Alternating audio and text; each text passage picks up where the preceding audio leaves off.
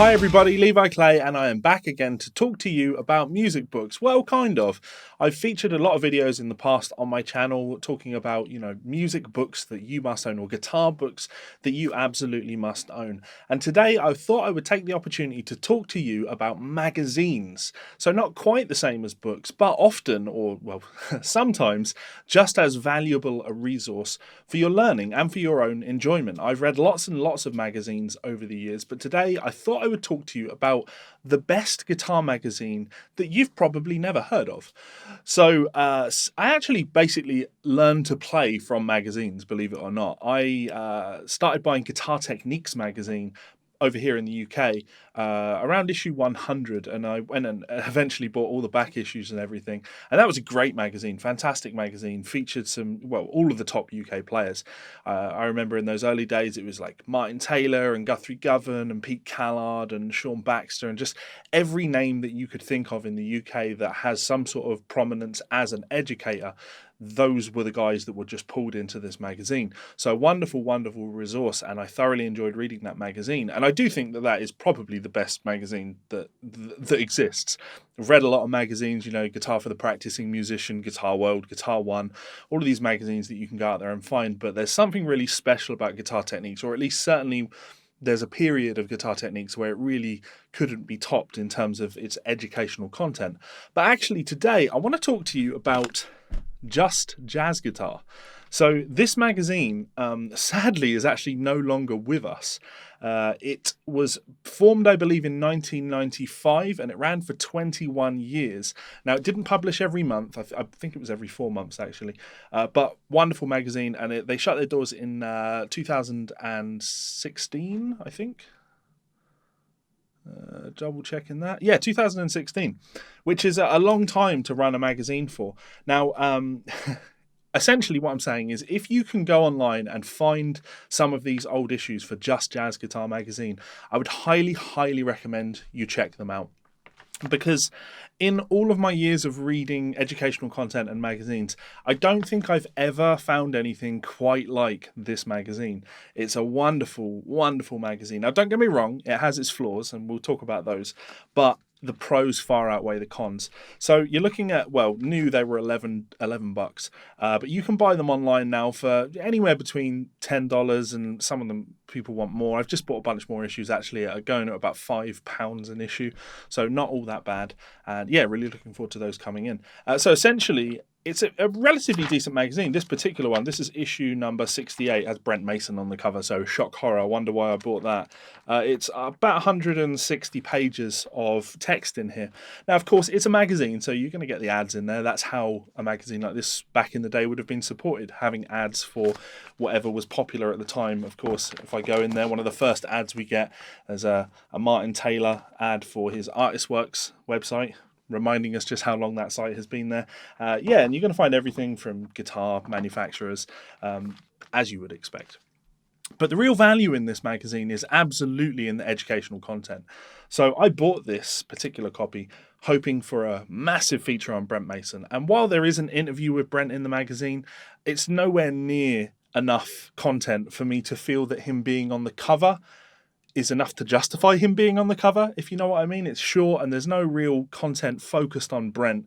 It would be lovely if there was a Brent Mason transcription or something like that, or a lesson in the style of Brent Mason. That would be pretty cool, but none of that exists. It's just a short interview with Brent Mason as a way to get you to buy the magazine, and then all of this great content around it. So when I look through this and I talk about some of the lessons in here, in fact, I'll tell you what, I'll just skip through it now and give you an idea of what's contained in here. So there is a transcription of I Love You, as recorded by Joe Pass on the Intercontinental album. Flick through a few more pages. There is an arrangement of I May Be Wrong, but I Think You're Wonderful. Again, that's decent. There is then an arrangement of Just Friends, solo guitar arrangement of Just Friends. It's a good few pages. There is a transcription of Dark Eyes, as arranged by Frank Vignola, because of course Frank Vignola, wonderful guitar player. Then there's a lesson on You'd Be So Nice to Come Home To. And this is a solo performance with notes, and we're barely scratching the surface. We've got a Joe Monk technical study, which is kind of cool. Shell voicings lesson, that's a good few pages. Mixing modes, breaking it down, minor 6 arpeggios by Doug Munro.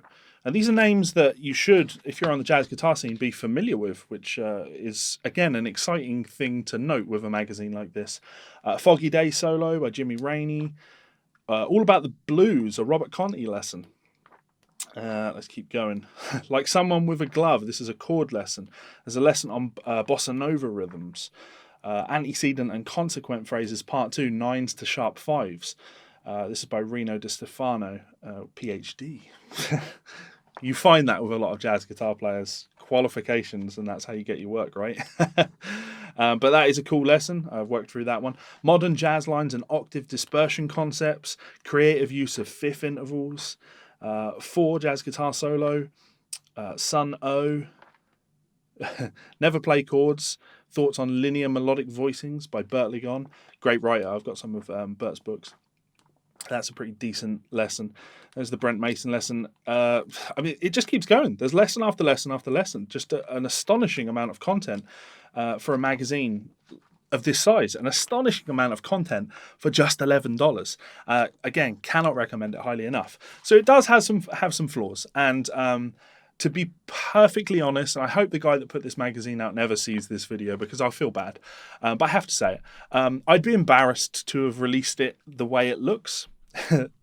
It really gives the feeling that they just published whatever the people that sent them columns gave them, right? And what I mean by that is there's no consistency in appearance between these columns. If somebody provides their tab files, sorry, I shouldn't say tab files, notation. It is notation in tab for the most part, but some of them aren't.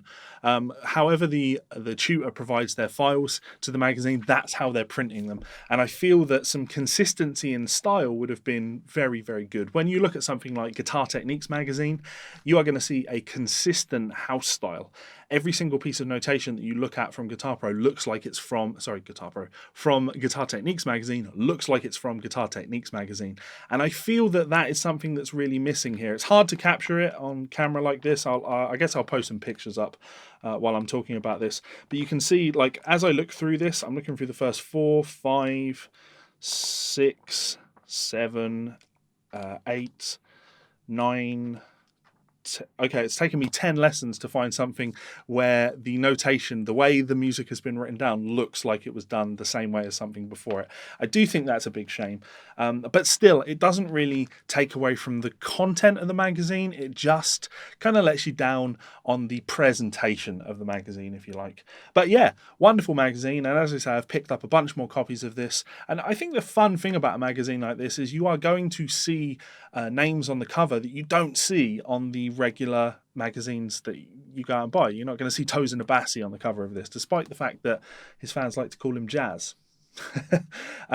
Brent Mason on the cover of a magazine, to someone like me, is extremely cool. There's an issue with Clint Strong on the cover. I'm a big Clint Strong fan. He's a great player.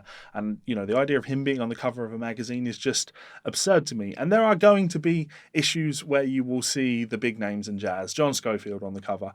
But you'll also find issues with guys like Don Mock on the cover. And again, Don Mock, I think, is one of the greatest jazz educators and one of the most important educators in modern guitar music, to be honest. Seeing him on the cover of a magazine, and Les Wise, someone that I've had on the channel. So yeah, I do think it's a shame the magazine no longer exists. Some consistency in it in presentation would definitely improve it, but the content is second to none, and I would highly, highly recommend you check it out. It is a shame that you cannot find a digital collection of these magazines, or I've certainly not been able to find a digital collection of these magazines. That would be really nice to have all of this compiled in an app. To me, it seems like money just left on the table. I would absolutely pay a decent chunk of money to have access to all of these magazines on my iPad because they're just good reading. You can just flick through them and enjoy an interview, or check out or listen to the thoughts from a new player, or read a column on something that you find interesting. Wonderful. And to have them kind of locked away in paper like this to never really be seen by people is a big shame. Having said that, if you do go on websites like Scribed, I know that some people have uploaded full copies of magazines, so if you want to check one out and not have to pay for it, that would be a way of doing that. So there we go. Just Jazz Guitar Magazine, a wonderful magazine, and I would love to get your thoughts on it. Check a copy out and let me know what you think about it, and if you have any comments on it. Maybe you've been reading it, maybe you read it for a long time. Let me know in that comment section below, but also let me know what your favorite guitar magazine is and why that's your favorite guitar magazine. I've got tons of stories that I could tell you about great guitar magazines, to be honest, but yeah, we're gonna stick to Just Jazz. I'm gonna stick to Just Jazz Guitar for now. So yeah, let me know in that comment section below. Lastly, I just want to say a huge thank you to my wonderful, generous supporters over on Patreon. You know, it's support like this that means that obviously I can make videos like this, but also when I want to go out of my way to get more magazines like this so I can have more content to talk about, I can just spend the money and buy them and not have to worry about, can I realistically justify spending that money? These guys, wonderful people, helped pay for the channel, so thank you very much for your love, kindness, generosity and support. You rock. You want to check me out on Patreon, you can do so via the link in the description, and join us for as little as $1. If that doesn't suit, please do check out one of my books on Amazon. Yeah. If you would like to join us on Patreon, you can check this button up here. You can subscribe by clicking this button down here. And over here, you will see 2 more of my videos. As always, guys, any comments, questions, suggestions, thoughts, ideas, let me know in that comment section below. More than happy to engage with you. Until next time, go do some practice. I'm going to do some myself. Laters.